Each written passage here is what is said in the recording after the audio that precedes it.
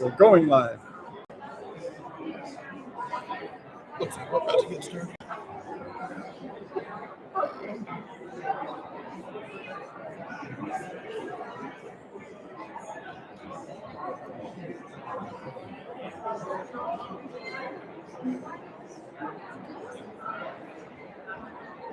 Hey, Jim. Will you send me that camera a little more on the podium?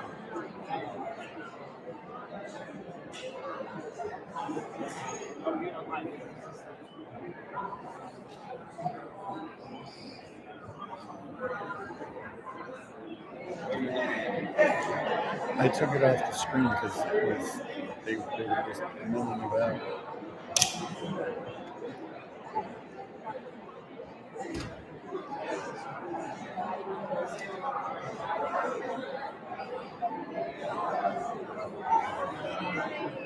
I'll tell you.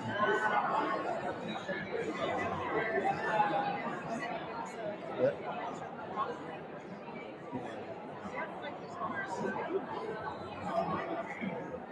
Sure.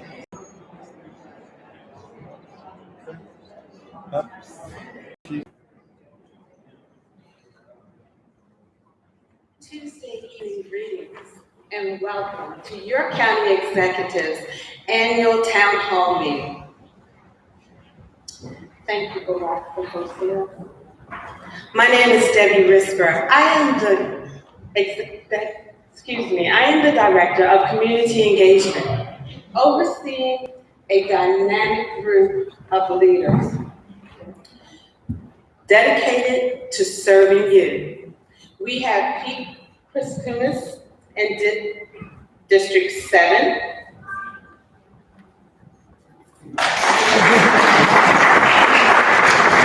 Gabby Slocum in District 6. Amanda Clark, District 5. Mary Clay, District 4. Carmen Christiana, District 3. Sonia Amante in District 1. And yours truly, Michelle Bernstein, dedicated to District 2.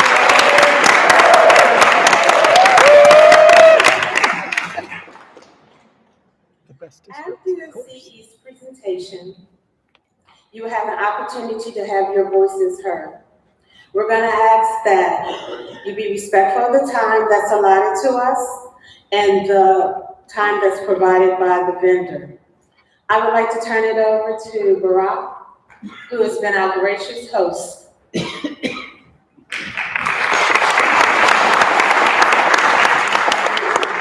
Good evening, everyone. Good evening. Welcome to the Gordon Center for Performing Arts here at the JCC's of Greater Baltimore. We're always extremely honored to work with the Baltimore County government, work with our community partners, the police department, the first responders, and bring people to the JCC and to the Gordon for community conversations. We have a very dynamic, diverse Baltimore County. When we can bring you together in our house, we are very, very honored.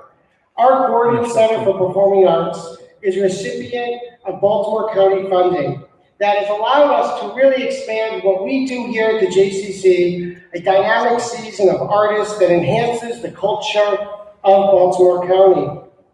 Just this month, we are a founding member of the Take a Leap Baltimore County Dance Celebration Month, founded by the county, that the Gordon Center presents at least one internationally renowned dance company each year, as well as the best in regional and local dance.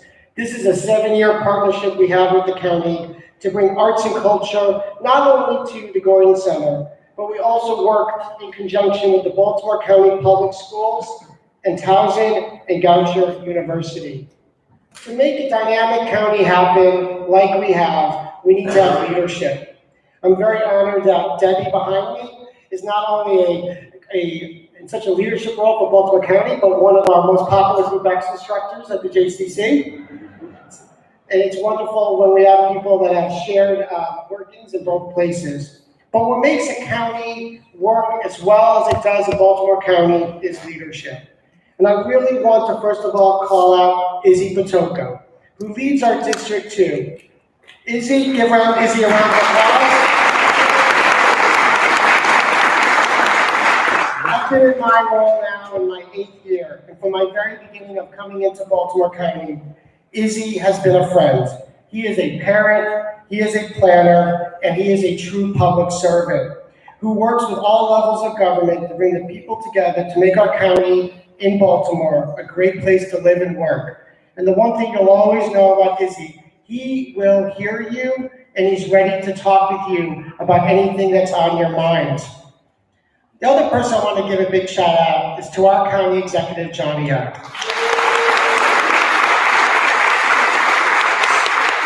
So as I kind of put together some remarks in my office just very quickly, I thought of 3 A's for you, Johnny, 3 A's. And if you like them, I'm going to copyright them, okay? Johnny is authentic. Johnny is a real guy. He knows what we go through. He has a family. He's born and raised in Maryland, went to Sparrow Point. He lives in Dundalk, went to GW, still studying, I think, at University of Maryland. But he truly understands what we go through every day, running a nonprofit, building a community, and he makes himself accessible, and I truly appreciate that.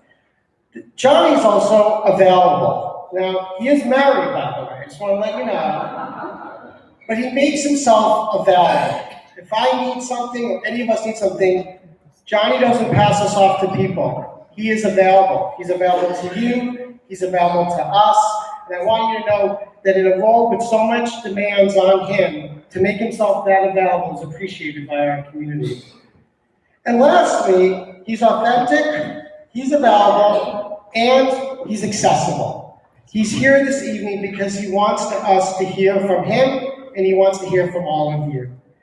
I thank the county executive, I thank Izzy Patoka, I see our police chief, Melissa Hyatt here, all the first responders. First of all, give them a big thank you. It's all of us that make up Baltimore County's neighborhoods.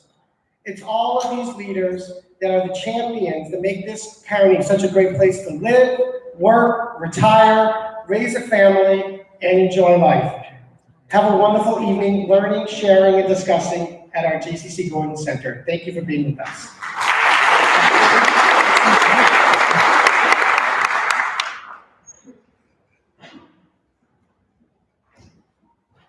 Hello, everybody. Am I on? Okay. Hey, thank you all for being here tonight. I'm Izzy Patoka. I'm 2nd District Councilman. And before I get started, let's give Barack a hand. He's, they call this place today, but it's really the C because it's really all about community. And he's ramped up the JCC or the C in a way that it's never been ramped up before. So Barack, you've done an outstanding job. I feel honored to be on the very stage that Graham Nash was. Graham Nash mean anything to anybody? Okay. And the same stage that Los Lobos stood on. So the reason I bring those names out is because this has become a place that's become elevated with national names coming right here in the 2nd District in this beautiful venue. So let me just first acknowledge my staff. They're an outstanding team, starting with Justin, why don't you stand up? Justin Silverman, he's Senior Legislative Aide. And then Lisa Belcastro next to him is Legislative Aide. Ashley Wallington, Legislative Aide. And last but not least, Carlos, they call him DJ Los Gonzalez. So thank you, and also give yourselves a hand for coming out tonight and being with us here with you. It's really a very special position for me to be 2nd District Councilman. Today, we had a council work session. We had Ruth Getz came and she presented issues from the Baltimore County Republican Party. And we were talking about whether to move the work session from 2 o'clock to 6 o'clock, something that our county executive talked about, and Ruth boldly presented the Republican Party's view. And then I boldly presented the Baltimore County Progressive Democrats' view. And we were on the same page to move work sessions to 6 o'clock. So where in this nation are Progressive Democrats and Republicans on the same page? Right here in the 2nd District of Baltimore County. So if we can do it, the rest of the nation can do it, and let's be that role model. So being county councilman, there's really 5 functions that we have, and I'm going to briefly go through those and then turn it over to the county executive. But we are legislators, so one goal is to be a legislative body, and we do things like decide legislation as we did today. Second piece is review contracts similar to the Board of Estimates in Baltimore City or the Board of Public Works at the state of Maryland. We review budgets. That's another piece that we do. A third thing that we do, and we'll be doing that shortly, and county executive will be talking more in depth about budget. And then we also do, we do a lot of constituent services. And I think when we were on the campaign trail, Justin and I were doing a lot of door knocking. We knocked on 11,000 doors. And I said, Justin, if we win this thing, we need to hire a constituent services beast. And I never envisioned Justin being that beast, but he became the guy who lives and breathes constituent services. And he's the beast that we were looking for. So give Justin a hand. I think he's and then the 5th thing, before I turn it over to the county executive, that we do is we have broad land use authority. And in that, we're heading into the CZMP, the Comprehensive Zoning Map Process. The public hearing for that event will be at Pikesville High at 5 o'clock on March 5th. And I have the 2nd District's zoning request right here in this binder. It's a binder of requests. And during the open filing period that began in August and went through November, there were 27 requests for zoning changes. We only look at zoning once every 4 years. So we then, my team, we introduced 13 additional requests of downzoning to preserve 222 additional acres of land in the 2nd District as environmental protection for that land moving forward.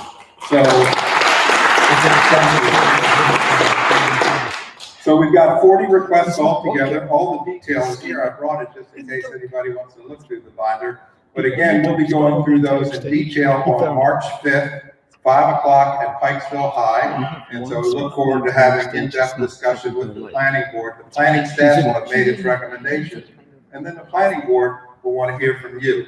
And then once the planning board makes recommendations, we'll have additional hearings in June, and we'll talk further on that. So that's enough about land use. And I'm happy to talk CZMP, but I'm even more delighted to introduce an outstanding county executive right here in Baltimore County, who's been a partner in helping me in my first year. And I hope that I've helped him in his first year. But I think he's done an outstanding job in bringing real change to Baltimore County. So without further ado, let me introduce County Executive Johnny O'Sullivan.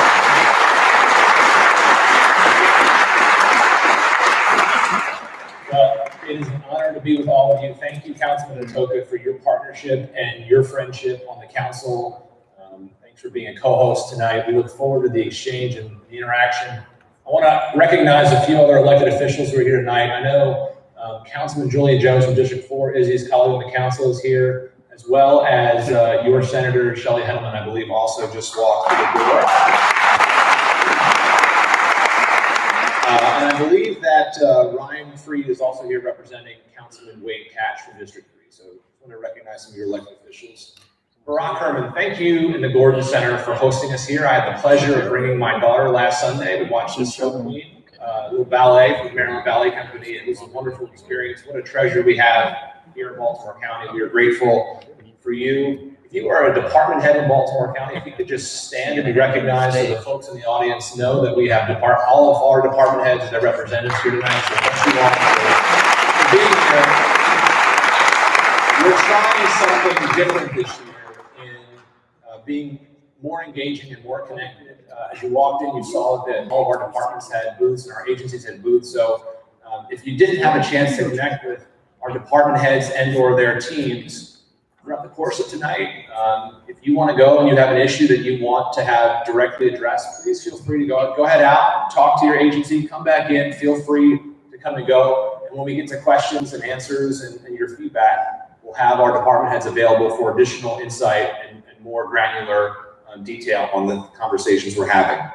Just out of curiosity, how many of you showed up to the town hall, any of the town halls last year by show of hands? Outstanding. So you should know that you were part of completely changing the paradigm in Baltimore County. We went from prior 2 years having 2 people testify on the budget to having over 2,000 people come out in Baltimore County and over 300 people actually testify on our budget. And that's what tonight is about. It's about hearing your priorities and what you care about so we can shape and inform what our budget will look like this year. So the plan tonight is to do a brief run through of what those priorities look like based on input from communities just like yours across our county, in partnership with our council members, and then hear from you about what you want to do moving forward. So let's start with education. It's really my passion and my priority. We heard loud and clear that we needed to do more for education in Baltimore County. So one of the things we were most proud of is that we found over $32 million of additional investments that went over and above the maintenance of effort, the state mandated required minimum spending.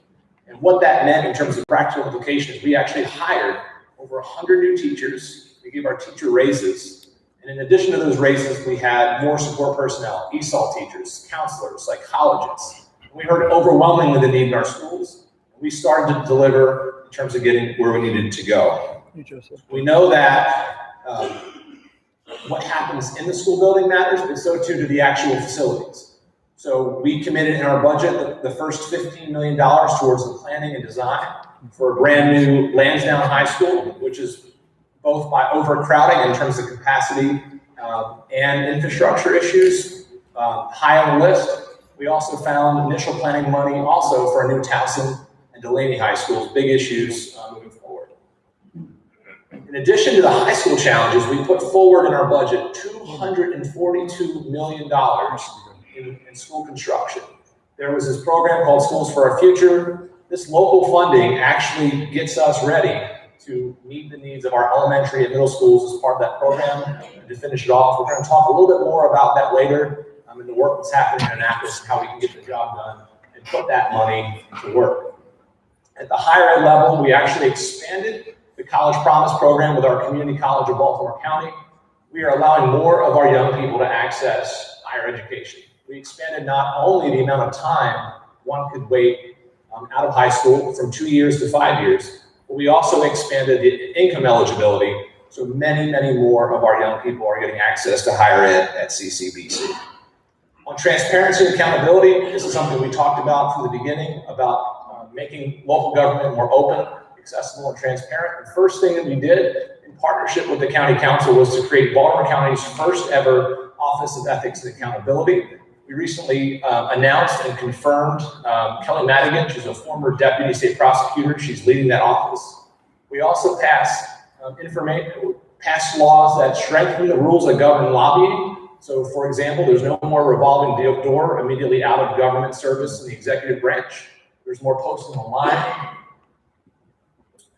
We placed on the ballot this November public financing of elections. So we think about big money and special interests. This is a way that we can give the power to our people. I encourage you to take a hard look at this. Vote for it in November, regardless of who you're putting on your ballot otherwise. This is a real opportunity, I think, to transform how we fund our campaigns and empower our communities. We are in the process of rolling out and using BC Stat. We talked about 20 years ago, Baltimore City created City Stat. And at the time, it was cutting edge, it was innovative. And we're 20 years later, and we're now delivering that same promise in Baltimore County where we can tell you what's happening, we can share data, we can be more modern, we can make sure that we are driving our decisions in a way that is efficient, that's smart, and that's effective. Related to that, we are also launching an open budget platform so you can actually dive in and see where your dollars are being spent. Now this year we have our first cut of it, and next year we're really exciting. So you'll be able to go into the contract level in the next fiscal year's budget and actually see by contract where your dollars are being spent here in Baltimore County. We heard a lot about transportation last year. We put record funding in issues like road resurfacing and traffic calming. And here I want to acknowledge that we know that there has been a tremendous backlog. We've heard from communities across this county about wanting to see more done there. But putting that money is allowing us to start that long process of getting through some of that backlog. We put in the first ever dedicated line item for bike and pedestrian features. It is starting the conversation of how do we make our communities more walkable and more bikeable. We created the first ever Office of Transportation Planning within our Department of Public Works. It's hard to believe in a jurisdiction of 850,000 people and a budget of over $3 billion that we didn't take transportation seriously. But now we have a dedicated deputy for transportation, we have a transportation planner, and we have a bike and ped coordinator thinking about how we move our people around. And those efforts are being noticed. The federal government, for example, gave us a $1.6 million grant to implement a circulator pilot in Towson. And we're hoping that we can show success and replicate that across our great county, including corridors like in Owings Mills. For quality of life, we have a lot of work that we've done, starting with inclusion and diversity. We hired Troy Williams, our county's first ever inclusion and diversity officer.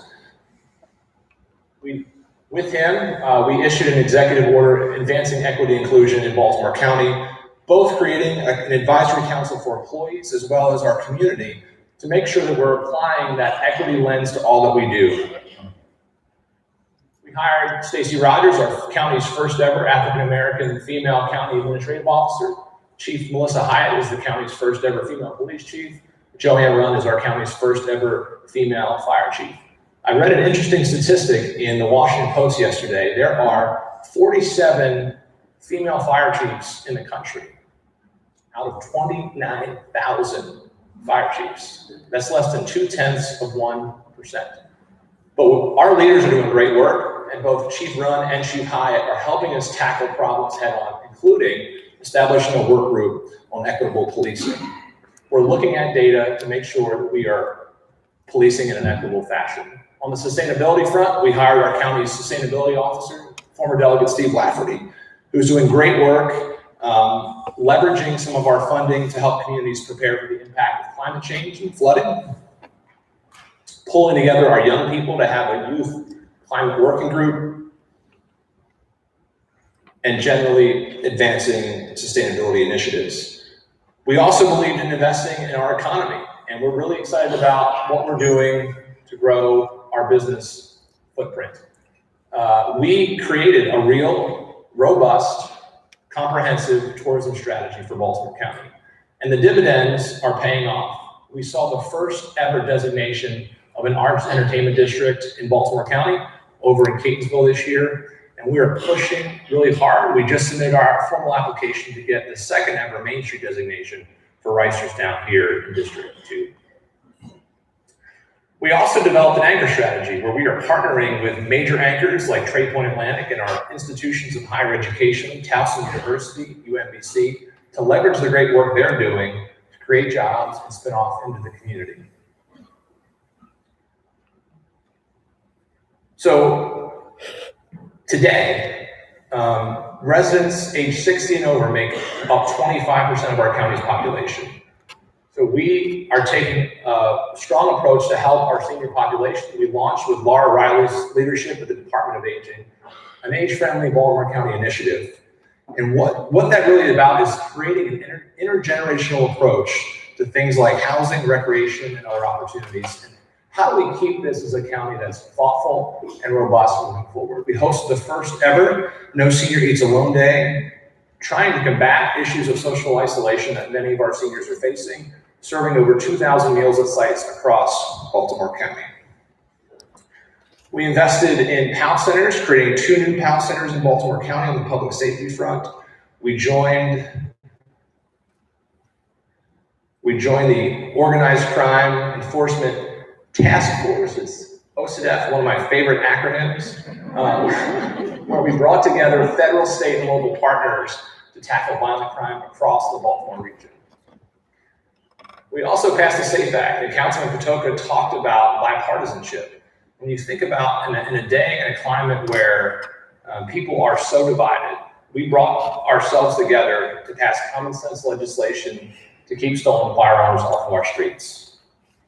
Just like we passed a bipartisan budget last year, we also created a task force to improve sexual assault investigations, including a $300,000 grant from the Hackman Foundations to clear out a backlog of past cold cases, as well as to treat victims of sexual assault that are here in Baltimore County. We also hired an opioid strategy coordinator and partnered with the Johns Hopkins School of Public Health to create, working with the community, a robust roadmap for how we better tackle the opioid crisis that's ravaging our communities. Here in the 2nd District, just so you have a sense of where some of the money's been going, we have over $52 million of school construction and maintenance dollars in this year's budget, over $1 million in sewer and water repairs, road resurfacing, and other investments. That's fine. So that's a very quick overview of where we've been. But let's talk about the year ahead. So last year we trimmed $35 million in unnecessary spending. We met our critical obligations and had those accomplishments even while we closed an $81 million structural deficit. In that process, we are one of a handful of local jurisdictions that have maintained what's called a AAA bond rating. It's the highest rating that you can get from the rating agencies across the country. And we did it in a bipartisan way where we came to the table and found solutions because of conversations just like this. So moving ahead, we're going to keep using BC Stat and other methods to make sure we're using data to streamline our operations, identify efficiencies so that we can drive smart spending decisions in the years ahead. Our Office of Government Reform and Strategic Initiatives is conducting, on top of running BC Stat, program-specific reviews, going into departments, trying to find ways we can better run our operations. And as we sort of think to what's ahead, we know that we have responsibilities to balance both what are our obligations as well as our priorities. We know that we have priorities like public safety and education, but we also have obligations like infrastructure and retiree healthcare. And on the retiree healthcare front, we talked a little bit last year about this retiree fund called OPEB. There were hundreds of millions of dollars that were taken out of that fund, and we are working towards getting that solvent and stable again. But that is one of our obligations, even as we try to continue to invest in our priorities. So on public safety, Chief Hyatt and I recently announced a comprehensive public safety plan for 2020. It's front and center as we're thinking about our budget formulations. And to just give you a sense of some of the issues that are a part of that, we're talking first about using data and analytics smarter, creating a real-time crime center so we are having a better sense in real time what's happening and that the chief can deploy our resources more efficiently. We're talking about focused crime prevention and creating additional squads so that we can go into hotspots and do targeted enforcement instead of pulling from our existing precincts. We want to spend more to attract and retain talent, and we've actually closed the gap largely on our vacancy rate. That was largely due in part to last year's budget, where we reclassified a lot of our positions and paid our officers significantly better. But we have to keep thinking about how do we keep them in our department, because retention and retirement are continuing issues. So we're thinking about things like stipends and take-home cars and other methodologies to help keep our people. We also want to embrace proven reduction strategies. So things that are already in place. So Chief Hyatt has already expanded area sectors from 2 to 3, from east and west to east, central, and west. We have a dedicated night commander in our police department now. And that's all about more efficient deployment of resources. We're also partnering with the state to ask for more resources to have an Office of Public Safety to better coordinate across agencies. And lastly, I mentioned OCDEF earlier, but we have to be a regional partner in this work. We have other task force like the Warrant Apprehension Task Force and the Auto Theft Task Force. These have been very successful partnerships, but they've been traditionally underfunded. One of the places where we're working with our state partners to try to find more resources. On the education front, we are watching with great anticipation what's happening with the Kerwin Commission, now I believe the blueprint for Maryland's future. But as we talk about expanding early childhood education and paying our teachers more and preparing students for college and career, we know that this has to be a partnership with the state. And fortunately, Baltimore County is well positioned. I mentioned the $32 million above maintenance of effort last year, that we are well positioned to have to do a little bit more in order to unlock a lot of state potential as part of that conversation. I also mentioned that we had almost $250 million pre-funded in school construction in Baltimore County, where we're awaiting the state match. And we're very excited that Senator Hettleman, along with Baltimore County's own Speaker Adrian Jones and Senate President Bill Ferguson, have put forward House Bill and Senate Bill 1, the Built to Learn Act, which would give local jurisdictions a significant infusion of money and allow us not only to move forward with critical projects, including a new Bedford and a new Summit Park Elementary School, but to also move forward immediately on our high school challenges. So as we're doing that work, we're also thinking for the future. We want to finish schools for our future. We want to address our high schools, but we also are in the process of finalizing the selection of an RFP where we will have a 10-year plan so that people can see what we're doing with all of our schools in the years ahead. Now, beyond those two priorities, we know that there are needs in transportation, sustainability, public health, libraries, recreation centers, and that's the point of tonight. We're here to listen to you so that you can tell us what you care about. As we complete our town halls through February and March, just so you know, I'm responsible by mid-April to submit my budget to the county council.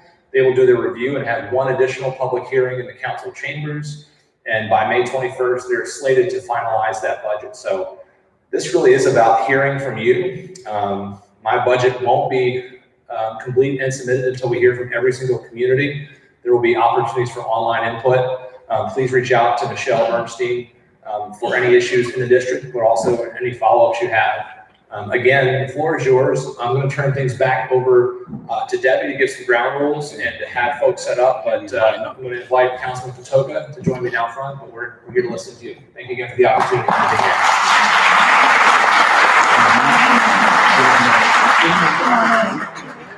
Now it's time for your voices to be heard. We have 2 mics, center aisle, 1 on each side. And each person will have 2 minutes to speak.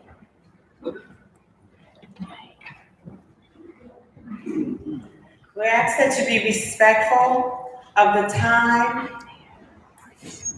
and our timekeeper. Sean, are you ready? Is it on? Okay.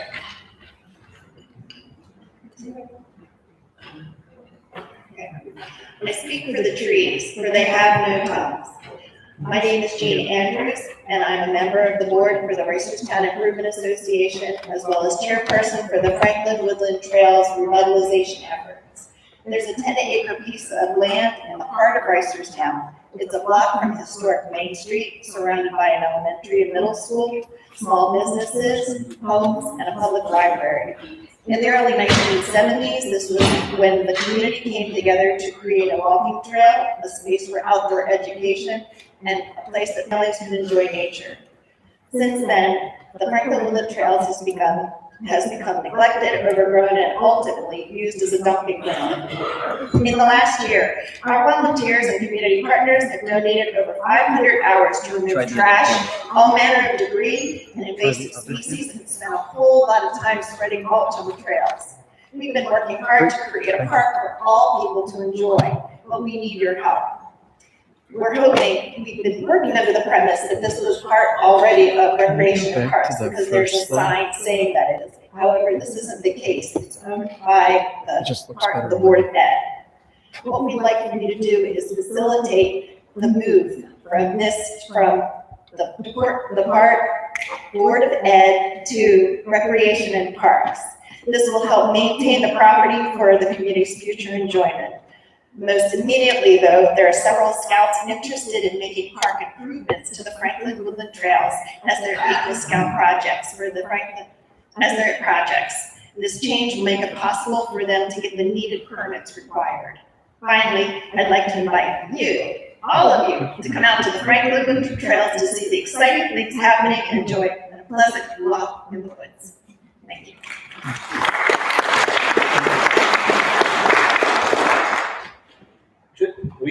We will absolutely follow up on facilitation of having that property transferred. And I think we're eager to see the Boy Scouts project come to fruition. I look forward to finding a time to walk the trail with you. And thank you for leading on. We'll make sure we get it done. Gene, thank you for your commitment to trails. You know, I've been there with you, and I got the worst case of poison ivy. That's a selling point. So thank you both, Dan Moorman here, and thank you both for your service. And Izzy, thank you so much for extending the county hours and also for being there for the Pikesville Armory issue, and county executive for having your staff, Will Anderson and others, come to meetings. That's really important.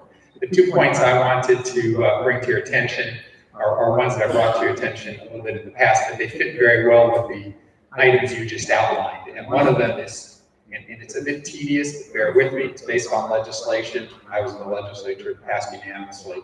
And that is to pool health insurance purchasing of county and school employees with the state. That passed unanimously, it was signed by Governor Hogan. There was a task force report on it. And it's common sense. If you pool purchasing, you're going to get much better price. And county executive, when we were in the legislature together, I had state health insurance. I know Izzy had it, I don't know if you did, but it's really good. And you can get that same high quality health insurance for all county employees and school employees. And just to put some specific numbers on it, if you had potential savings of $500 per year per employee, which is very doable because the cost of health insurance is so substantial, the county would save $4 million a year, and the school system would save $7 million a year. And you'd be giving the school and county employees high quality state insurance. A number of states do this around the country. I've got to meet Stacy Rogers tonight and gave her the task force report, and I hope you look at it, because in that challenge of getting money, you raise taxes or cut things, and here's the opportunity, finding efficiencies, save money, and give people a better program. So that's one. The second one is National Healthcare Decisions Day rolls around April 16th. That's to encourage everybody here. It was another legislation effort of mine, signed by the governor and passed the legislature, to encourage people to complete advanced directives, living will, medical power of attorney. Now, to stand up here and talk about death and dying and what's going to come is always the serious thing. But in fact, it's about empowerment and values. It's April 16th every year. As county executive, I would encourage you maybe to do a public advanced directive signing of free, legal, straightforward forms.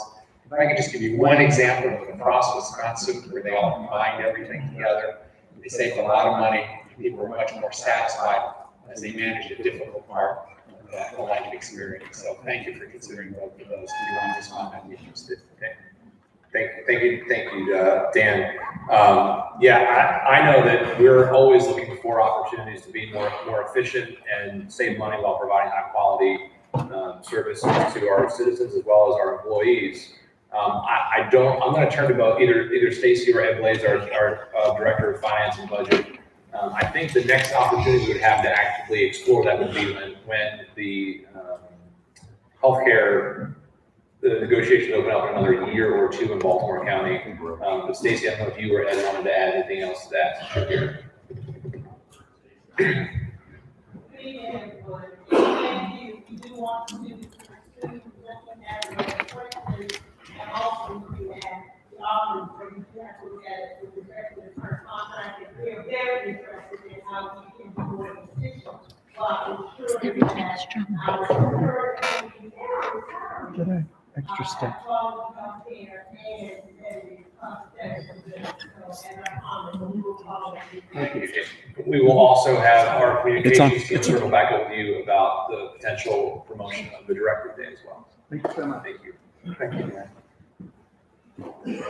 Good evening. My name is Uri Even. I'm with the Summit Chase Homeowners Association. I'd like to thank you for the clear and strong presentation of your budget, particularly the highlighting of the proposed new Summit Park Elementary School. When I spoke here a year ago at the first town hall, I raised a number of issues about the school that the community was attempting to deal with, and I'm here a year later to give you a positive report on the collaborative process that I hope will be a model for communities like ours, working with the public schools folks. They've really been very collaborative and helpful in responding to our concerns about the placement of the school and traffic issues, and it's been a successful negotiation over the past year. I'm here just to mention one particular thing which Councilman Patoka and his staff and your aide, Jessica, has been very helpful with us.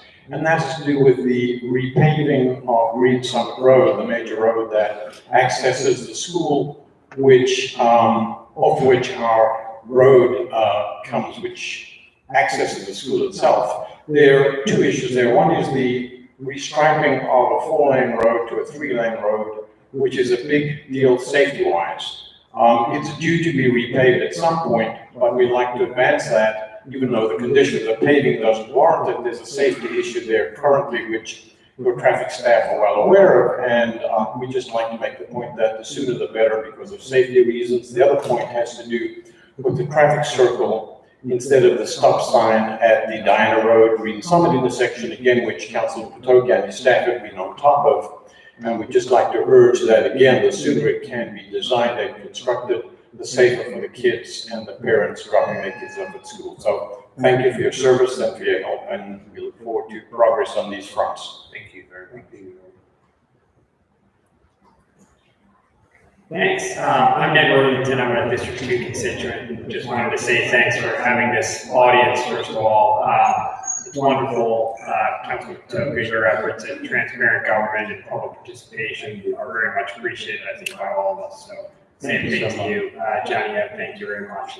I'm here today to talk about the increased funding for land preservation, which is a cause that I think a number of us are here to talk about. We have great leadership. Councilman Patoka, obviously being an environmental planner, and you heard before with the land use planning initiative he's taken on in the district. So great news there. But I think as a county, we've kind of fallen behind in our leadership of this issue over the last really 40, 50 years. We've had a great history of agriculture, environmental, historical preservation, and that has waned under previous administrations to the point where we've seen almost a 2/3 funding cut since 2006. If you look at our neighboring counties, we've got over 5% of county budgets being effectively dedicated towards land preservation. Here in Baltimore County, it's now less than 0.25%. So just from kind of comparables, we're just not putting the resources there anymore, and I think now that we do have the county under the leadership, Johnny O, on very sound fiscal footing, it's time to recommit to land preservation and really recommit to the reason that this is such an attractive place to be in the grand scheme of things. So I appreciate your time, and thank you very much for having the audience. Well said, then. Thank you.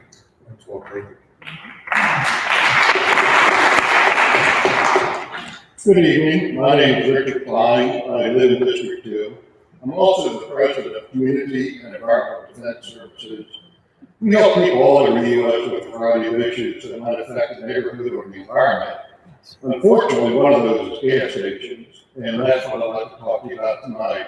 There's an urgent need to amend Baltimore County zoning regulations to guide new gas stations to sites where we'll get the benefits of gas stations, but without the adverse health effects. And those adverse health effects run from nausea to cancer, which mostly caused by the benzene released from gas stations, Right now, Baltimore County zoning regulations require 100-foot safety zone between fuel pumps and homes. The scientific research, which is large and rapidly increasing, shows that adverse health effects occur up to 500 to 1,000 feet from a gas station. The reason why this issue is urgent is that 27 of the rezoning requests would allow new gas stations throughout Baltimore County. I have a letter here that provides a lot of detail about why we need these zoning amendments. And could I give it to you or to one of your staff? Absolutely. Do you have two copies? Yeah. So, Mr. Klein, thank you. And so we have a couple of requests for what's called AS layer auto service and zoning requests for this CZMP. So maybe one of my staff members can reach out to you and we can set up some time so I can better understand those decisions that are before us. The other thing, when I was a young planner, I was an air quality planner a long time ago. Yeah. And we were trying to implement vapor recovery systems in auto stations on each pump. Is that not working? Now, unfortunately, there's no technology that's required for new gas stations that will reliably resolve the health impacts. And this is based on studies done as recently as 2018. And that 2018 study is in the packet that I just gave your aid here. A lot of the research is done at Johns Hopkins in Baltimore, and unfortunately, it's one of those issues that few people are aware of. Everyone thinks that leaking underground storage tanks is a problem with gas stations. Well, that's not a problem anymore. Now the problem is the chemicals that are released from the tank vents and what's released when we refuel the cars. Plus, there's a large amount of gasoline that's spilled when we refuel our cars. And that gasoline actually travels through concrete pads that contaminate underground groundwater. So a lot of issues and Baltimore County zoning regulations need to catch up with those that were adopted by other Maryland counties and many other jurisdictions. So I'll follow up with you. Thank you. So in addition to the CCMP requests that are as the council mentioned, ultimately adjudicated by council members, Pete Gutwald is here. He's our director of planning, and he'll be leading up the effort of our 10-year comprehensive plan as well. Once CCMP is over, I think we'll make sure that packet gets in as well as part of his consideration as part of that process. may I also say that I work in a lot of 3,000 counties in Maryland. I've never seen a town hall conducted as open and informative of the matters this one speaking about it. Kudos. Thank you.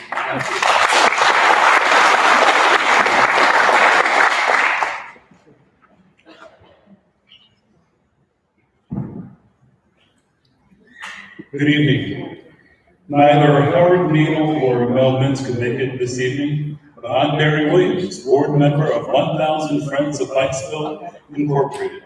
Both of you are aware of the work of 1,000 Friends of Pikesville, now 1,490 members strong, and we want to thank you for your past support. I will briefly touch on several points now. I cannot address details now due to time limitations. A detailed letter will be sent to you both in the near future. We ask that you use the demonstrated dedication, capacity, expertise, and reach that we have shown as an organization to assist you in this undertaking. As the formal capital budget is developed, we trust that you will keep in mind that, as we have said frequently and did so in our 2 formal 100-page reports, Pikesville is entitled to its fair share of capital dollars. This has not been realized in the past 15 years. Our committees have been working on several elements that should be in a new Pikesville revitalization plan. Our Armory Committee's work has resulted in our proposals to reuse the 14-acre property for public purposes as an arts and cultural campus, complemented with recreational uses and other small commercial venues. The Governor's Commission on the Future of the Pikesville Armory adopted unanimously essentially that vision. The Governor said that he will do what the community wants done with the property. The predicate laid down by the Governor has been met, in that the community, now through the Governor's Commission, has said what it wants.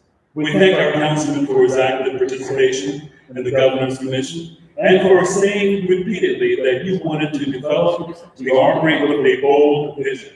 And thank you to our county executive for endorsing and writing a letter to the commission supporting the vision it developed.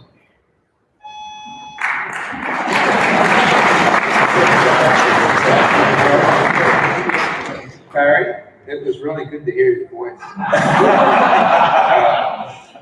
But I will say that you've heard me say this in the past, that we're interested in some immediate activation of the site while we figure out kind of the long-term disposition with the things you said, with the vision of the commission, the good work of the Alliance. So we're looking for a way to activate the site, the courtyard.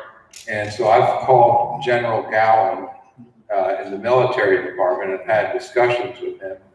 We should be getting word back soon if there are a date or two that we can have some kind of communal activity on the site. And hopefully, I'm going to keep my fingers crossed that we get a positive response. If we don't, we all might have to engage in what I call tactical urbanism to secure the site for a day or two. If I'll just take a point of personal privilege to thank you, Barry, for your many dedicated years to this county, both in the school system and also as our director of arts.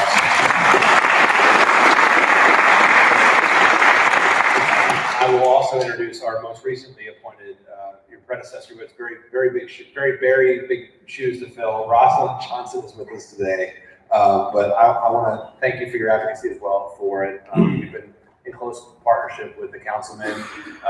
As you're aware, we were pleased to put some county dollars towards some of the workshopping and exploration of how to activate the site, and look forward to continuing working with you and 1,000 friends and the councilman to keep the progress moving. So thank you very much. Thank you.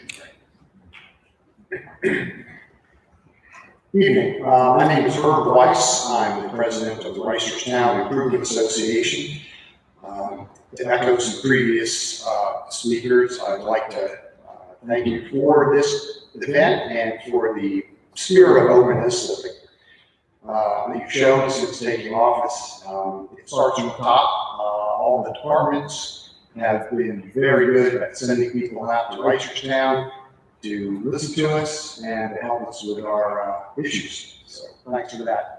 Also want to thank you for helping us with the Maryland Main Street application process. We're looking forward to that very much, and we understand the planning department is going to get it to your desk. When they do, we hope to send it on to the state, and we can get it completed to let us do a lot of things on Main Street. My ask for tonight is regarding a $15,000 technical assistance grant we have received from the state, earmarked for developing a Main Street master plan for Reisterstown. With the other things we have going on, we really need some professional help in coordinating and planning, and we're hoping the county will match this grant as they've matched other planning projects, such as for the Pikesville Armory. Lastly, I'd like to invite you, Izzy, and everyone else here to come out to Reisterstown April 25th for the second annual Beer and Wine Fest. It's going to be a great day. We look forward to seeing you there. Thank you. Thank you, Herb. Thanks, Herb. I'm getting thirsty just thinking about the Beer and Wine Fest. Say two things I love. And we will get you an answer, although I'm looking at our planning director, he's smiling and nodding, so hopefully that's favorable. We'll make sure we get it back to you from the request. Good evening. My name is Kathleen Resnick. I'm the president of the Pikesville Volunteer Fire Company. I've been a member for 29 years. Our company runs over 4,000 calls a year. We have the top busiest volunteer rescue squad, the top responding tower in the county, and the third top responding medic in the county. The 33 volunteer companies save this county $60 million a year, and we have to share our funding with the police and corrections. We, the volunteers, are not getting support from the county that we deserve. We can't get gear needed to safely perform our jobs. We have members who try again to get gear. Our top responding member this year wrote over 1,200 calls this past year. That's more calls than some volunteer companies and career companies run in a year. He's run that many calls each year for the past 3 years. He wore out his gear. He can't get new gear issued to him. We're told health and safety is a priority, but it doesn't seem it is. We are not getting promised the gear cleaning and other things that we need to keep our volunteers safe. This past year, we had a member who, a 30-year member, passed away at the age of 50 from a firefighter cancer. His gear was sent out for cleaning. It took months and months to get it, and he died before it came back for him. The training academy does not support the volunteers. We can't get the education we need. As an example, my son joined the volunteers this year. He did not get a firefighting training class. I had to drive up to Howard County to get the training. As volunteers, we're looking for the county executive to support the Baltimore County Volunteer Firemen's Association budget request to increase the funding for the turnout gear, EMS attendant funds, and having the academy take the role to educate the members of the volunteer system. As a background, I came here 29 years ago for nursing school. I stayed because of the Pikesville Volunteer Fire Company. I still live in Pikesville because of that. And it saddens me to not see the volunteers get the support we deserve in the county. Thank you.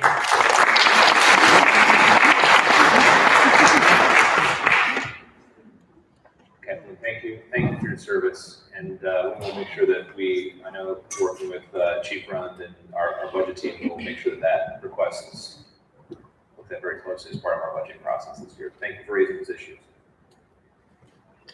Good evening. My name is Elizabeth Wilmerding, and I'm here to encourage County Executive Oshevsky and Councilman Patoka to support increased funding for land preservation in Baltimore County, echoing Ned. I live in District 2, and I know how important land preservation is for the health and quality of life of all residents in our district and beyond. District 2 is the home of many streams that constitute the headwaters of the Jones Falls watershed. Protected land naturally protects the water quality of the Jones Falls, ultimately the Chesapeake Bay and beyond. Also, by its very nature, open space limits impervious surface, which causes increased temperatures and unhealthy stormwater runoff, which are two contributing factors to climate change. District 2 is the home of the Irvine Nature Center, which sits on 22 protected acres and is surrounded by many, many more protected acres that are in agriculture.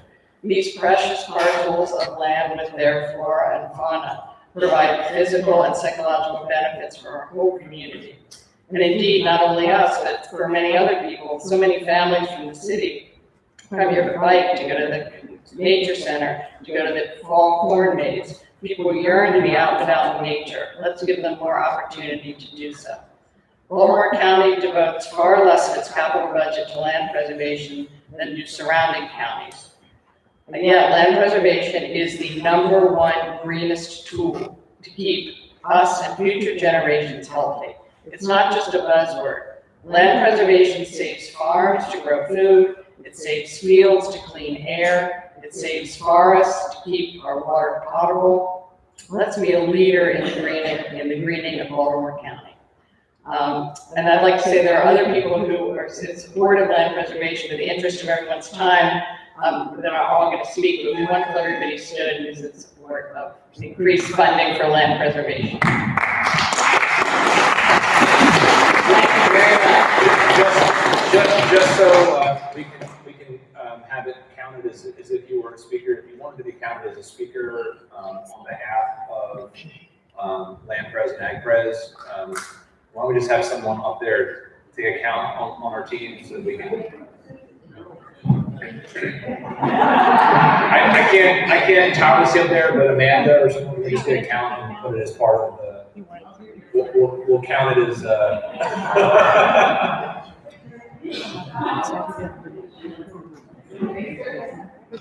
We appreciate your mindfulness of all your neighbors. We will make sure that we will note that many people spoke on the issue tonight. So thank you. Hello, thank you for having us. I'm Dave Truax. My little neighborhood organization is called Upper Jones Falls. I do want to echo what they said about land preservation, and I also want to echo what Kathleen Resnick said about the volunteers. My top two issues are public safety and litter. Public safety being police, fire, and EMS. So we respond to a lot of MVCs, which are motor vehicle collisions. Some of these are minor and some of them are major and deadly, but they all take valuable resources from police, fire, and EMS. These are easily preventable by people just slowing down and putting their phones down and paying attention when they're driving. The police do a great job, but they don't have enough resources, I don't think, for enforcement of traffic safety. So that's one. And the other thing is litter. I mean, any of you can drive around this county, there's garbage everywhere. I mean, there's litter and garbage everywhere, all around, it infuriates me. I really wish that there's not much that we can do as a county, as a government, but we as neighbors and we as homeowners could maybe put in a little effort to, if you see litter on the ground around your house or property, please just pick it up. And please never litter. Please let's keep our county green and beautiful. And again, thank you very much for having us. County Executive. So Dave Truax, this past Saturday night, he won Unsung Hero at the Chestnut Ridge Fire Company. And I also think I also think Dave is an unsung hero in the 2nd District, because not only is he talking the talk, he's walking the walk. He organizes cleanups along the Upper Jones Falls on a regular basis. So thank you, Dave. You're an unsung hero in the 2nd District. Thanks, Dave.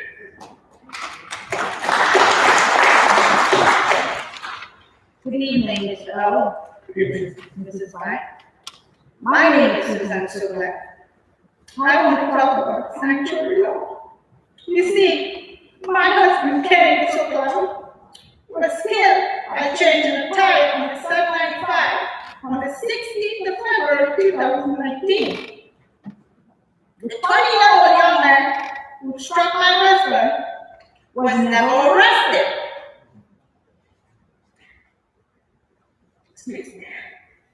At the time of the crime, 6 months after the time of the crime committed, he was charged with brutal manslaughter.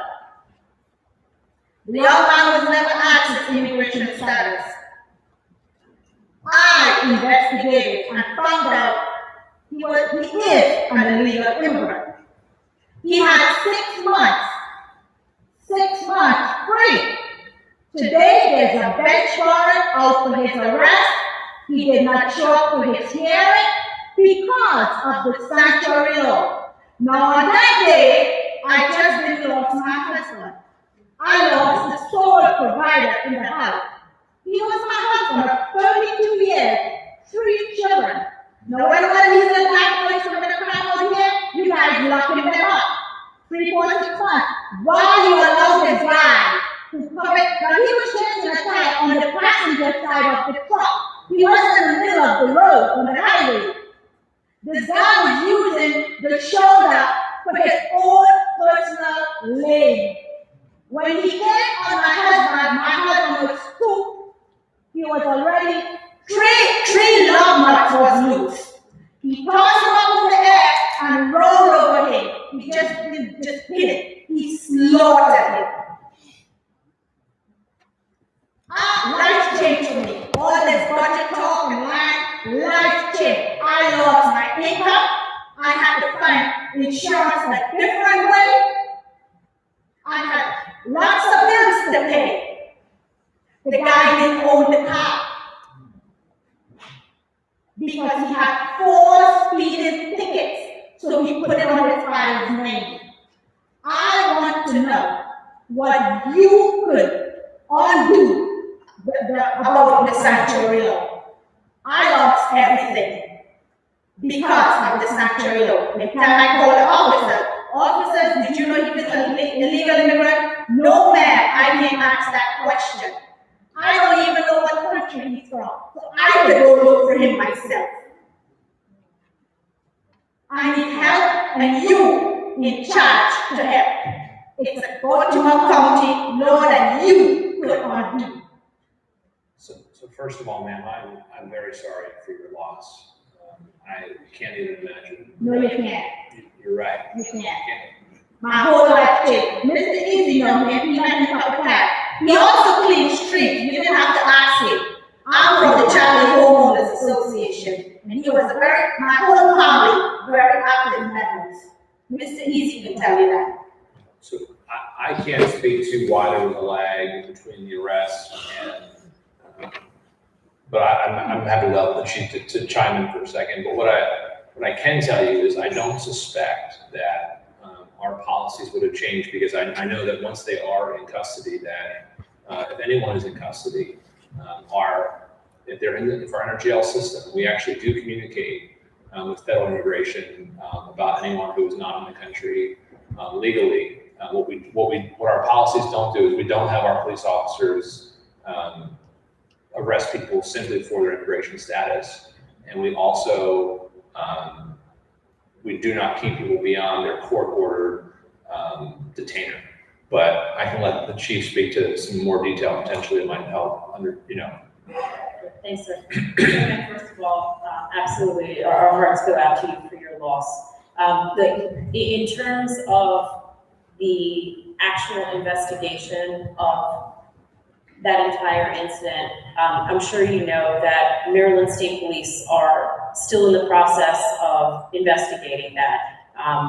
They are working diligently. We've had conversations with them, and we'll continue to have conversations with them over it. But I want to assure you that it's not being minimized, it's not being overlooked, and absolutely the individual responsible, we will continue along with them to try to locate him and place him in custody. Thank you. Don't forget me, please. We suffer a great loss. This man would never hold his grandkids, walk his kids down the aisle. He was slipping away at 57 years old. I became a widow when I went to look for him when he was answering his phone at 54 years old. Thank you.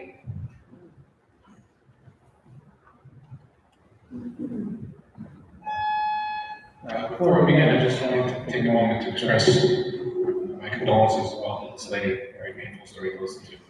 My name is Ozzy Rosenberg. In addition to my yarmulke, I wear two hats here tonight. One of them is a resident of the Pickwick housing community, which is near the Atrium Green Street Shopping Center, and the Pickwick Apartments community, as well as president of the congregation of All Moshe. I also want to acknowledge the presence of the rabbi of our congregation, Rabbi Teichman, who's here, as well as a few other members, Richard Marazon, David Cavlon, and Paula Sharpen-Gummin. The issue we wanted to draw to your attention on behalf of our congregation, which has over 200 members, is one of pedestrian safety along the stretch of Smith Avenue between Sansa Road and Greenswing Avenue. This is a particular spot, a very small spot. It's about a half a mile stretch between two traffic lights. There is no current safe way for pedestrians to cross. And certainly over the last 5-10 years or so, as the neighborhood and community has grown, and by numbers specifically within the Orthodox community, there's a tremendous amount of walking that takes place on Saturdays, since the Orthodox community does not drive. That's to get to and from social events, as well as synagogue, and there's a number of synagogues throughout the neighborhood. And even during the week, on a daily basis specific to our congregation, we have 5 services a day that are well attended, and our parking arrangement is across the street with the Greenswing Shopping Center. So there is a big safety and pedestrian safety concern and challenge that we're trying to manage, and we could use your support in areas around lighting and crosswalks specifically. And I want to thank Councilman Patoka for recently meeting with us on site to understand the issue better, and to ask you for your support going into this budget season. I saw this new line item for pedestrian and cycling. It's a small stretch of road with a very big problem. And I know it takes a little bit of a different perspective to kind of zoom in on it and understand it in a very large county with a tremendous amount of responsibilities. But this is a big concern, and it's a safety concern and a very dangerous one. Thank you. That's why these nights are so important, because they allow us to zoom into those areas as we sort of do that work. So. And thank you, Ozzy, and County Executive. I want to thank you, the Department of Public Works. We're successful in adding, and Rabbi Teichman, you'll be happy to know that we're successful in adding 3 more street lights right across from Almosha, and then going eastbound to Wickfield. So I think that's in motion. So thanks, Steve Walsh and crew. And additionally, the county executive I did witness this past Saturday. I don't want to tell the rabbi that I was in my car, but I did witness.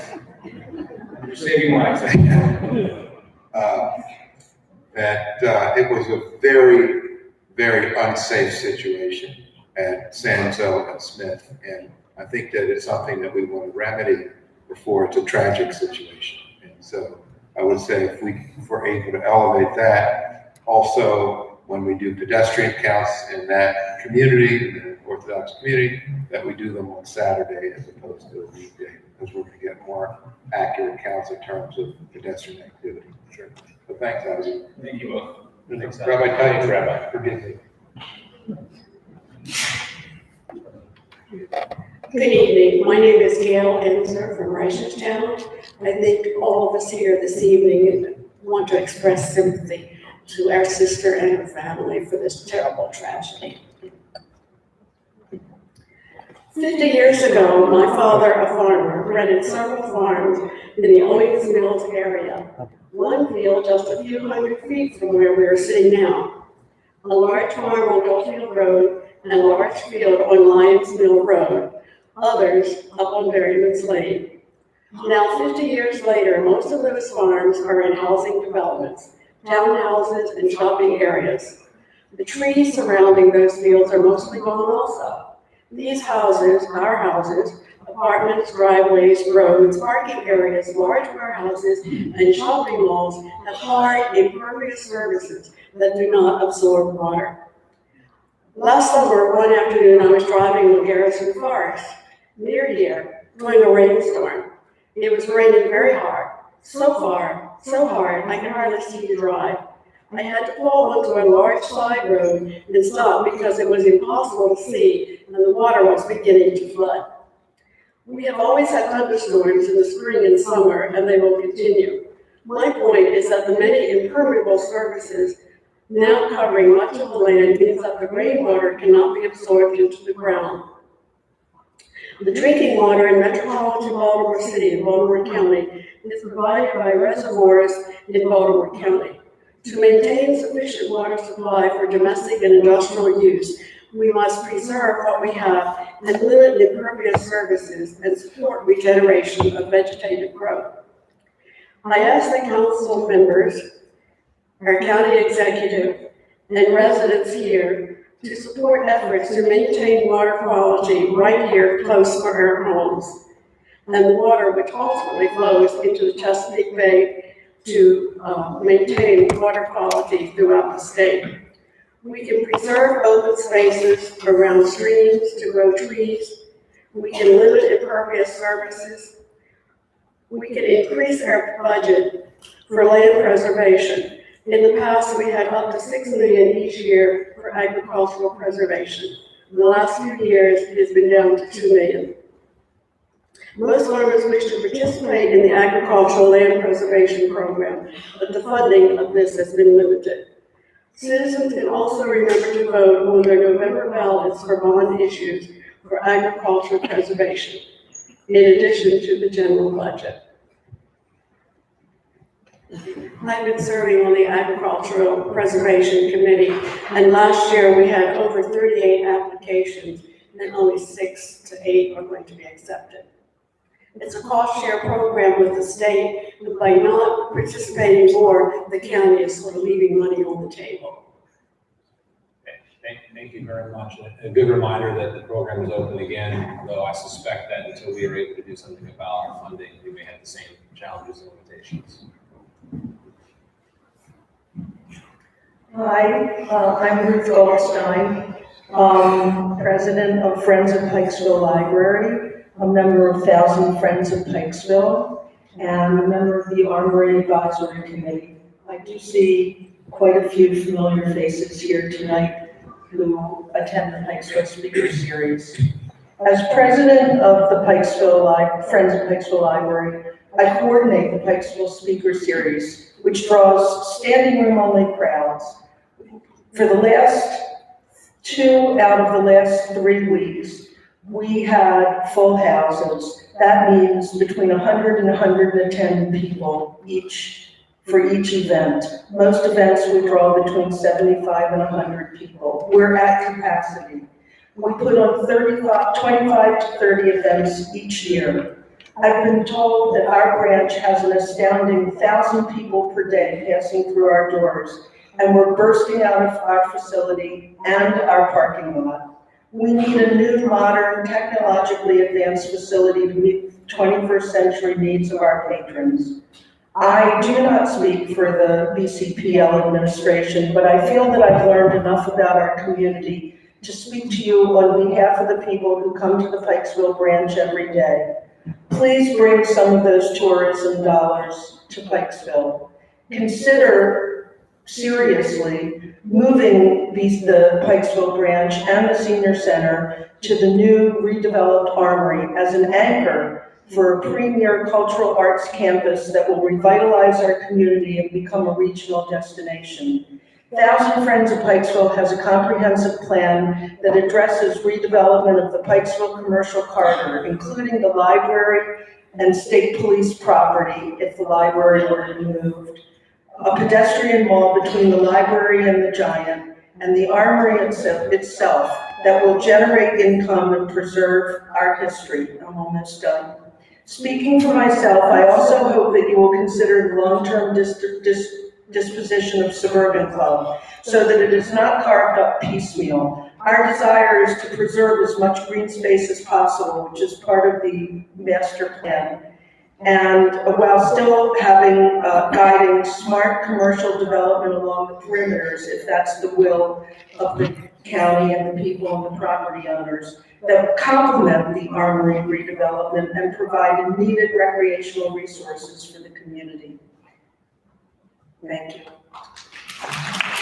Thank you, Ruth, for looking at the broader picture. And as you know, there are 2 zoning requests on the Suburban Country Club.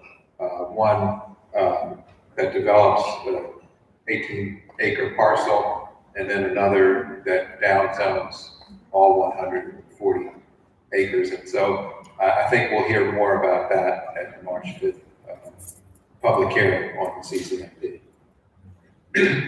I'll just add, Ruth, thank you for inviting the councilman and myself to actually attend and be part of one of your speaker series, to have a sense of the kind of crowd and capacity issues that are going there, to see it personally. So thank you. Thank you, and we love hosting you here tonight, and we'd love to host you at the new Armory one day.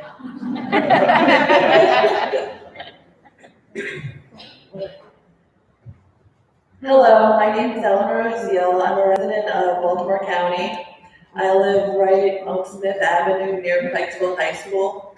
Around December and in January, we had 3 serious power surges that happened to me, as well as close to 8 to 10 other neighbors of mine that's on that street. We have contacted BGE, but they have yet to actually resolve the issue and help pay for the damages that were caused to our homes.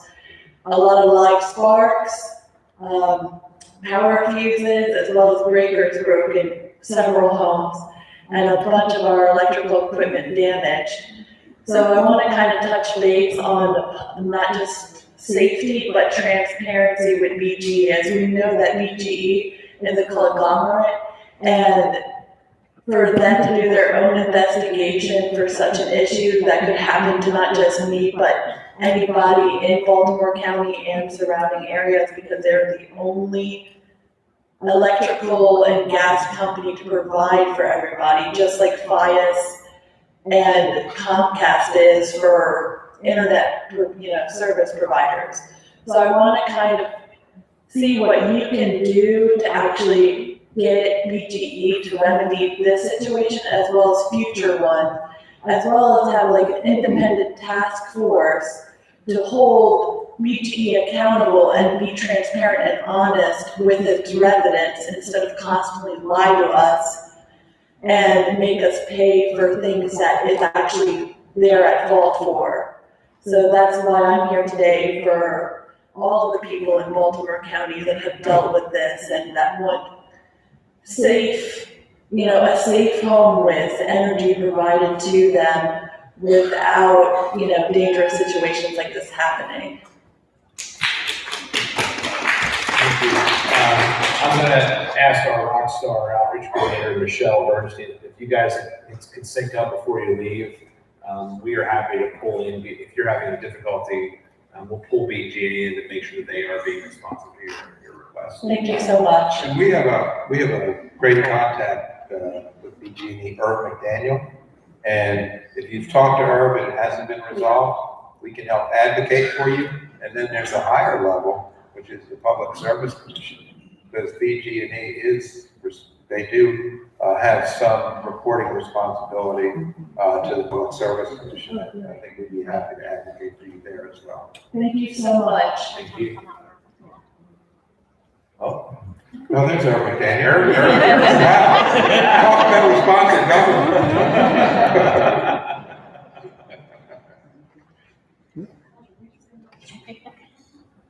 Good evening, my name is Karen Norris and I live in Reisterstown, and I just want to say I was pleased to see a little bit about your focus on education, including both operating budget and on school construction. I want to tell you a little bit about the school my kids go to. They attend Reisterstown Elementary School. I have two daughters, and we have a significant overcrowding issue there, as you probably know.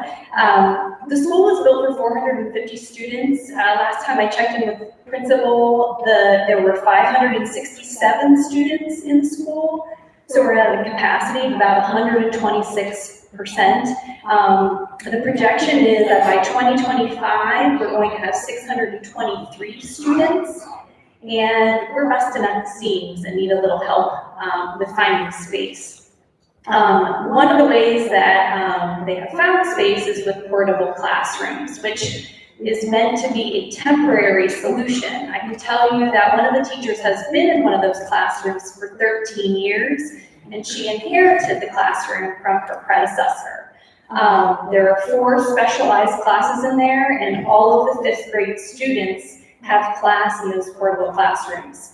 28 5th grade students in there, that's a pretty tight fit. They don't have desks, they have tables, they don't have lockers, they have hooks that are spaced about 3 inches apart from each other. And it just creates some other issues. They're not a central part of the school. They have to go outside in order to find a bathroom. There's no storage space. There are no bathrooms in those facilities, and we just really need to find a way to make a good space for our students to learn. Thank you.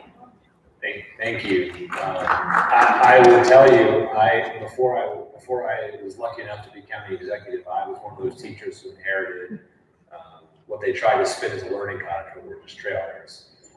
And for me, I went from year 1, I had a hole before. By the end of the year, I had a wooden, or by like a couple weeks in, I had a wooden cover. My second year, I upgraded from a wooden cover of the hole to a metal plate. And it wasn't until the 3rd year that I actually had the floor fixed. But there are some like larger underlying systemic issues, and I know it firsthand because I've taught in one of them.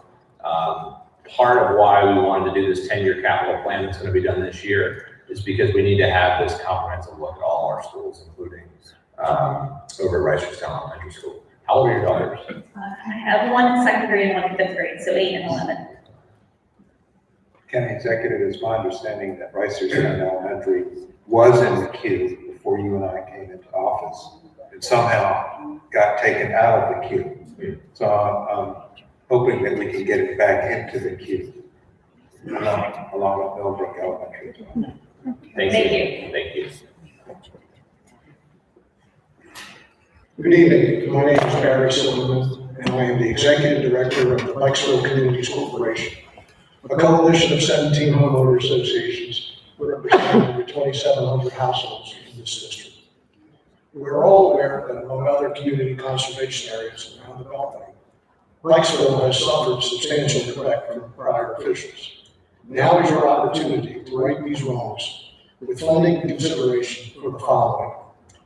Parks and playgrounds. For example, the Kiwanis building and land next to the volunteer fire station on Sudbrook Lane should be a public playground.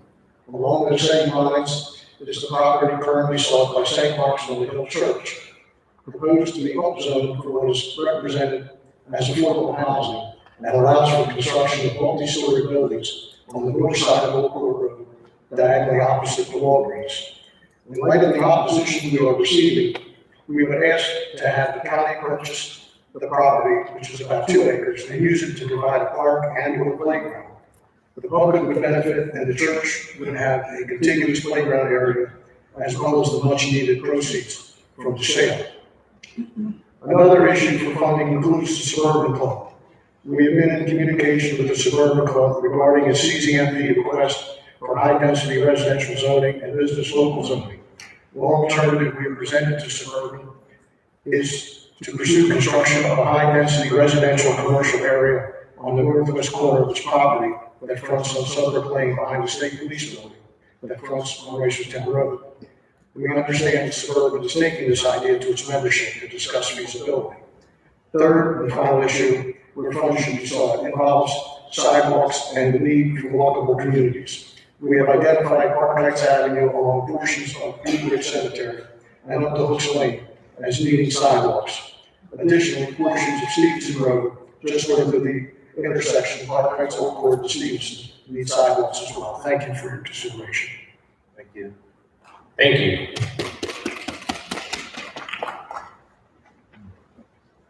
Good evening. Thank you for this opportunity to speak tonight. I welcome County Executive Luchefny and Councilman Patoka's partnership in public safety.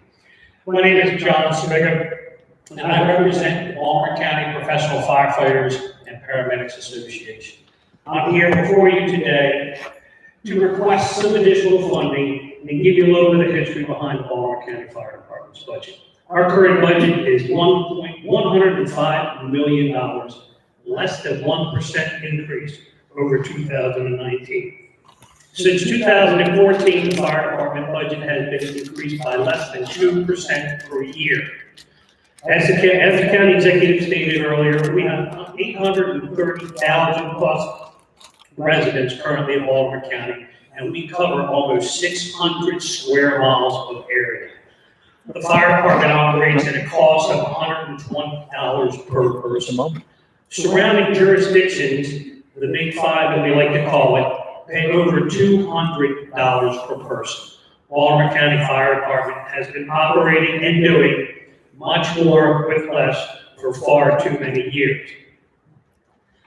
The total responses, some quick statistics, is 201,000 calls for service, 110,000 medic calls, approximately 140,000 different responses.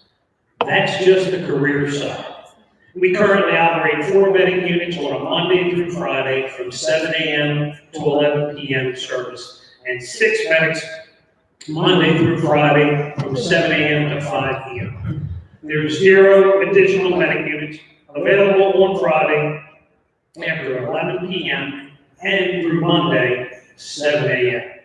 It is not unheard of for Baltimore County Fire Department to place fire equipment out of service to staff medic units. And just a quick personal point of reference, the young lady that unfortunately lost her husband, I had the unfortunate responsibility to be on duty that day as I was a captain stationed at Station 56 in Franklin. Very tough day. And also a personal point of reference, I have a son that now serves and a Baltimore County Police recruit. Thank you. John, thank you for your partnership and for being here again as you were last year. Thanks, John. Good evening, County Executive and Councilman Patoka. My name is Dr. LaShawn Stitt, and I am a resident of Pikesville community. I'm here as a parent, an educator, a member of the Pikesville Schools Coalition, as well as a member of the Northwest Area Education Advisory Council. I appreciate being part of this second town hall meeting. Everything that I do as far as research and parenting comes from the equity lens, so it was beautiful to see that you're approaching that as well. So with that in mind, I have a couple of questions. Hopefully you can answer them. If not, Councilman Patoka has my email address. How is the county poised to support our most marginalized students that would encompass Black and Brown students, as well as ELL students, as well as exceptional education students? I also wanted to know what collaborative efforts are being made along with BCPS to hire and retain more teachers of color. Unfortunately, there are many scholars in our community who are unable to benefit from the very rich resources and services in our community. So my goal is to advocate for them and find out what services are going to be provided for them so that they can also participate in all of the wonderful activities and educational equity that's happening in the county. And last but not least, I'm glad you mentioned Millbrook because that was on my list. I know that it was knocked off also, but it is time that Millbrook has some renovation of some kind that takes place. And in closing, I know that your goal is to prepare students for college and career. As a college professor, I see many students that are missing those vital skills. So I was hoping that maybe the students in the Northwest area can benefit from some type of career and technical education. Thank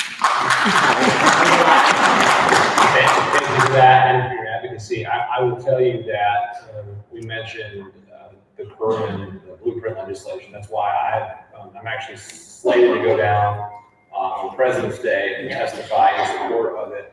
I firmly believe that we have to do more to support these marginalized students who need the additional supports. And Kerwin it doesn't happen without that state-county partnership.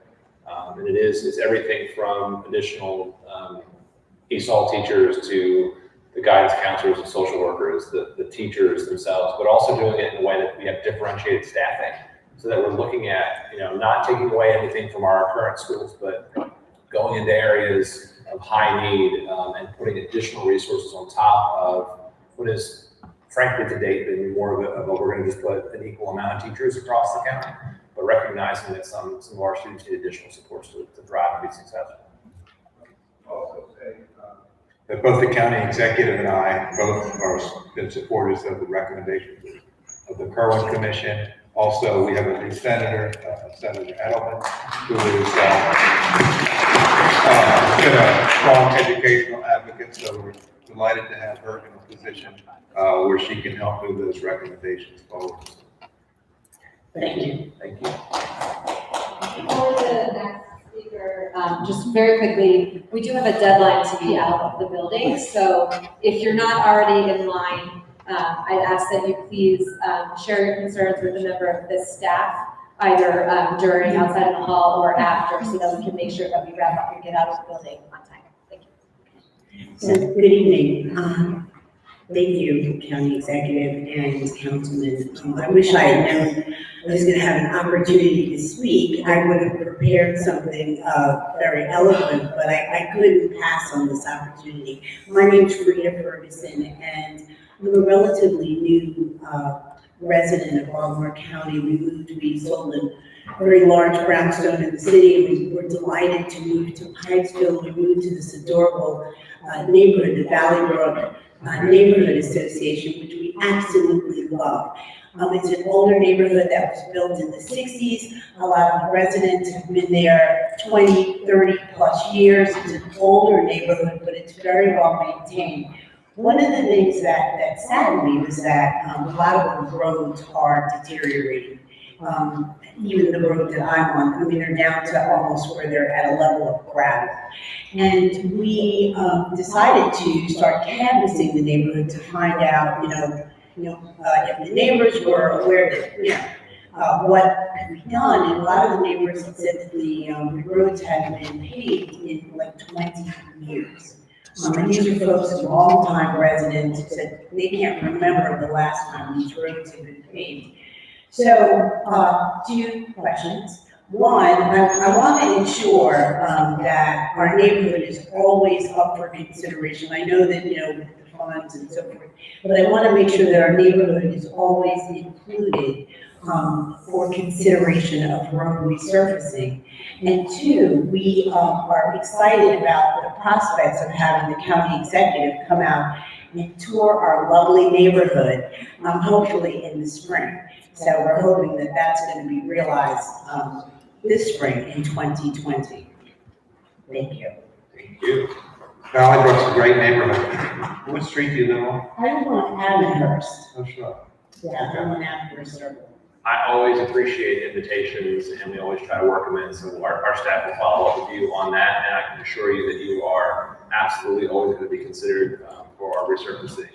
As I just, very quickly, as I mentioned earlier, I mean, part of what we've done is we've created this very large backlog, and we're trying to start being about prioritizing those roads that are actually most in need, and hearing from you help us to make that prioritization. So thank you. Thank you so much.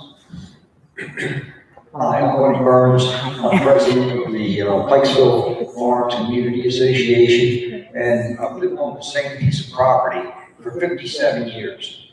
And the thing that I'm here to speak to you about is about our property value. We want to continue to see our property value grow.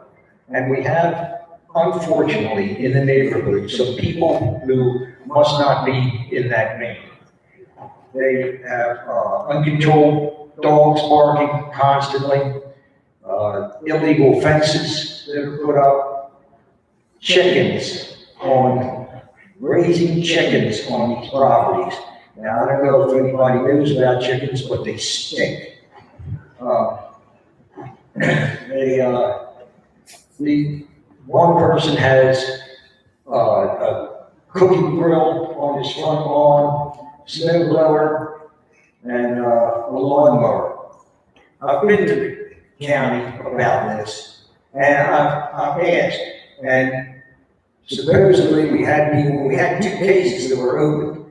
The cases were never followed through on, and I would certainly appreciate it if we could get somebody to follow through on this, get rid of these barking dogs uncontrolled. Is that you?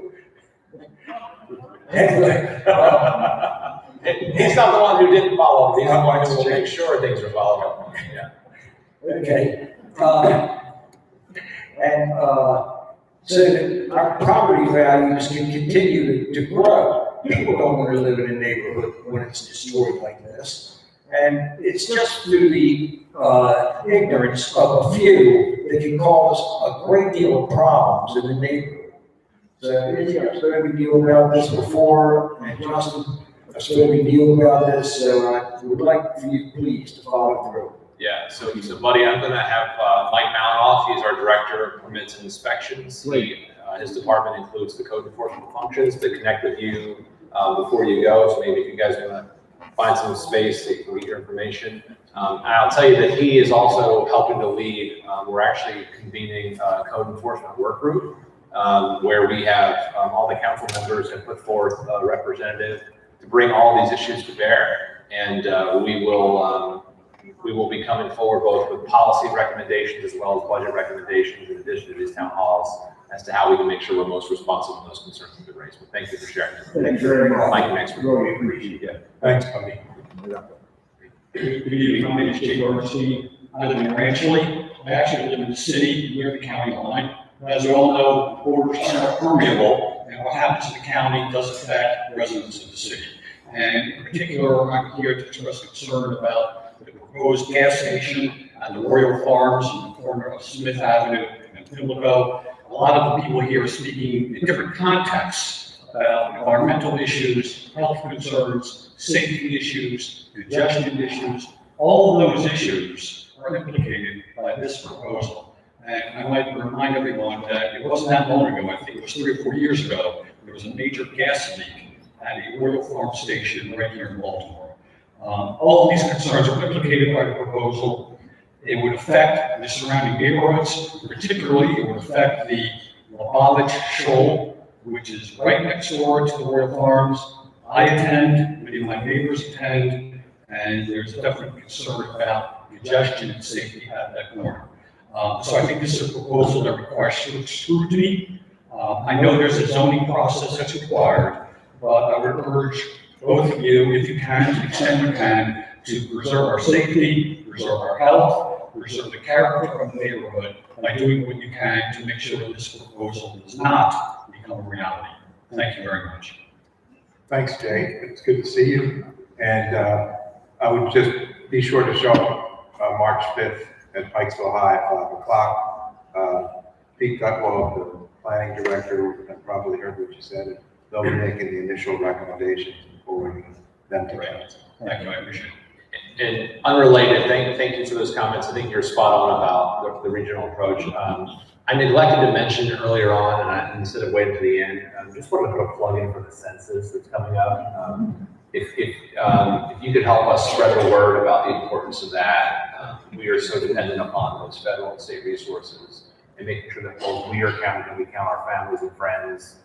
Just if you could help us make sure, tell how important that is, that will be happening shortly. So thank you all. Hi, my name is Ruth Getz. I wanted to speak out about the Sanctuary County costs. I just kind of have like a list of many things. Crime is up. I think we had like 52 murders in the county. Our property taxes are going up. Part of the problem with being a sanctuary county is when somebody is arrested, you don't report it to ICE so that they can be check their immigration status, and then they're released out into our community, and that raises our crime. The schools, we have a big problem with discipline and behavior issues. Teachers are afraid they have problems with the students, hurting them, beating them up, and going to school each day. I really don't. I never thought of being an educator as being a job that the teacher has to worry about being hurt by their students. And it's a huge problem. And my daughter is a teacher, and she quit her job because a 5-year-old was beating her up. So she just had to quit. So it's a huge problem that we have. And you spoke about the Promise program. One of the things of the Promise program, homeschool students do not qualify for the Promise program. And I also wanted to mention about the Section 8 housing expansion. People that are property owners will have greater pride in their own property because they're investing money in it. But people that are renting and getting government assistance don't necessarily have that same pride of where they live. So the expansion of putting Section 8 throughout the county is a problem. Thank you. I would tell you that we should actually look into the homeschool issue that you raised. I'm sure Dr. Kirtnice and CCBC would be interested in having that conversation. Just one point of clarification. We actually, there's a long-standing wait list on voucher housing in Baltimore County. We actually stopped accepting people who apply for that because the wait list has gotten to be over 10 years. That number has been set and capped for a long time by the federal government. So the number of voucher housing actually hasn't changed hardly at all in recent years. But I appreciate your feedback tonight. Thank you. Good evening, everyone. My name is Joan Bryan. Tonight, I'm representing the Glendale City Association. We're a small community at the corner, of Old Court and Greenwood Roads. And we're right across the street from the Port City Press property. Izzy and Justin and I have talked about it once or twice. And I'm wondering if there's an update on the status of that property and what might move there. So thank you, Joan, for coming and being a neighbor. So Port City Press is still up for sale. as I ride by it, and you see it every day, it looks like there's some activity for truck holding, overnight holding. I don't know that the facility's in place. We looked at it, but we haven't come to any definitive solution as to how Port City Press might fit in public use. We're still deliberating. Thanks, Joe. Good to see you. Hi, thank you for being here tonight. My name is Pat Brooks, and I just had a couple things. I wanted to thank you for making code enforcement a little less restrictive and a little bit easier to get somebody out. I'm still waiting for the sweep I asked for. I wanted to talk a little bit about the PCRC. I'm on the council, Precinct 3 Police Council Relations Committee, and you were asking, well, what can we do to attract more police? And I can tell you, just recently, we had an incident where they needed money to go to a training course, and we gave them the money to pay for half the tuition, and the county was supposed to pay the other half. But then when they tried to get reimbursed, the county said, oh, no, we aren't going to pay you. I don't know why, but I can tell you opportunities for education is a big enhancement. And we are the ones who quite often get requests from the officers for money for training because they can't get it through their job. And I think that's really unfortunate because we need trained officers, and I think educational opportunities are just so very important to help people mature and learn their job. To litter, I hate litter. I think that we need to do some focused enforcement on the really bad places. And I think that it is against the law, and it would be really nice if once in a while someone got a ticket that we could highly publicize. I'm glad to put it on Facebook that John Smith got a $50 ticket for littering. And you can start with the drunker from New Avenue who throws out 2 beer cans of from twice a week. Thirdly, I really hate it when you give waivers to communities for the green space. I think green space is important, and I don't think they should be able to buy their way out and get another housing unit in there. We have a community right now that's up, they didn't make it through planning yet, but they're still appealing. They're not near a playground, they're not near any green space, and yet they are being allowed to build with absolutely no green space and little tiny yards. It's not right. Thank you. I will tell you that Chief Hyatt, I know, is committed to training, and we're actually bringing additional trainings to the department. I'm sure she or her team will be happy to look into that particular reimbursement question. Well, we gave them money, but I'm just saying they shouldn't have to come to the PCRC. I'm sure we would still want to know if there was an issue so that we can sort of investigate as to why and get you an answer. Director Malinoff came back just in time. He finished one conversation, and he can follow up with you on getting that sweep executed with your neighbors. So we already had a conversation. Okay, excellent. Easy enough to me, I'm sure. That's the point of us all being here. It's good. Thanks, Pat. Hi, I'm Kathy Circus. I am a 40-year resident of the Owens Mills Town area. I have 2 points that I'd like to make tonight. The first one is bulk trash in the county. Several years ago, bulk trash was taken out of the budget, and it has become an issue not only in Reisterstown, but all over the county. When bulk trash is around, other people follow suit. And if one person does it and it's left there, other people think that it's okay to do it as well. It needs to be addressed by the county in the contract to get it back in the budget. The second thing I'd like to bring to your attention is in the past couple of weeks, there were 2 major police raids in our neighborhoods. Raids that brought many police officers, not just 1 or 2, which leads you to believe that this was a highly investigated area. Within 24 hours, persons that were arrested were released on their own recognizance, no bail, 3 misdemeanors each. There's a huge disconnect between the crime fighters that are out there and the judicial system that puts them back on the streets. It needs to be addressed there needs to be a clearer picture of what is legal and what is not legal, and letting the judicial system let them walk. That's part of the problem with the crime rate in the county, and if the judicial system keeps them off the streets once they're arrested, we wouldn't have quite the amount of issues that we do today. Thank you. I will tell you that we are very, very seriously looking at the trash issue. So thank you.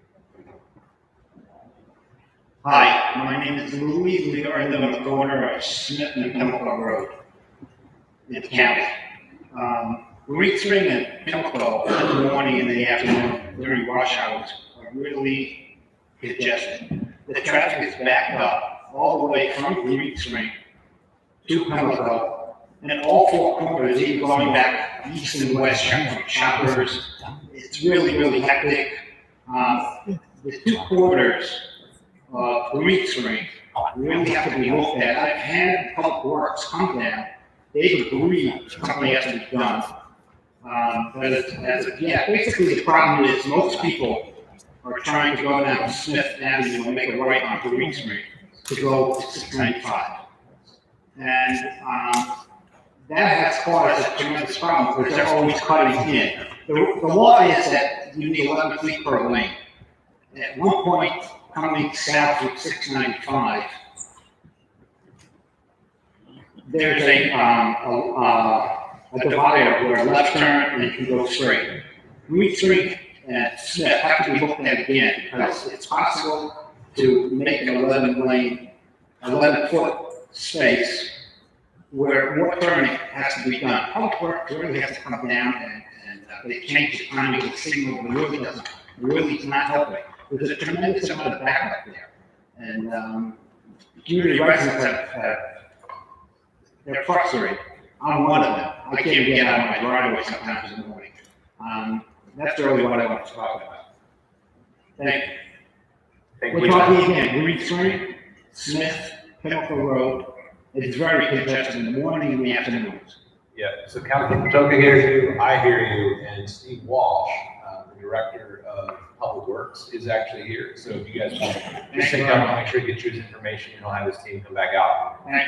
And Louis, you and I have spoken before, and I'll just say the nature of our community there has changed. It's growing. Yes, we've got the quarry, we've got Misiaco, and I think County Executive, I think we need to do an area-wide study of Smith Avenue, Green Spring, Old Pimlico, and all the way down to 7 Mile, just because of the nature of that specific. There's a lot of traffic, a lot of school kids. Pedestrian, vehicular, all that. And that's why it's helpful to have this conversation so we can pull in our planning departments and our other agencies to work together to address these problems. Thank you. Thank you. Sure. So thank you, everybody, for sticking around to the very end. And just want to say thank you again to the county executive. I'm out and about in this district. He's got not only this district, but 6 other districts to worry about. So I don't envy the job that he has, but I want to thank the county executive for taking this on to do the job. I'll just say thank you to Councilman Patoka again for the partnership for showing up tonight. Thank you to all of our agencies and department heads for coming. Thanks again to the Gordon Center, Rock Urban, for his partnership. And most importantly, thank you for being part of the conversation. We'll see you all soon. There's our exit. Good night, everybody. Thank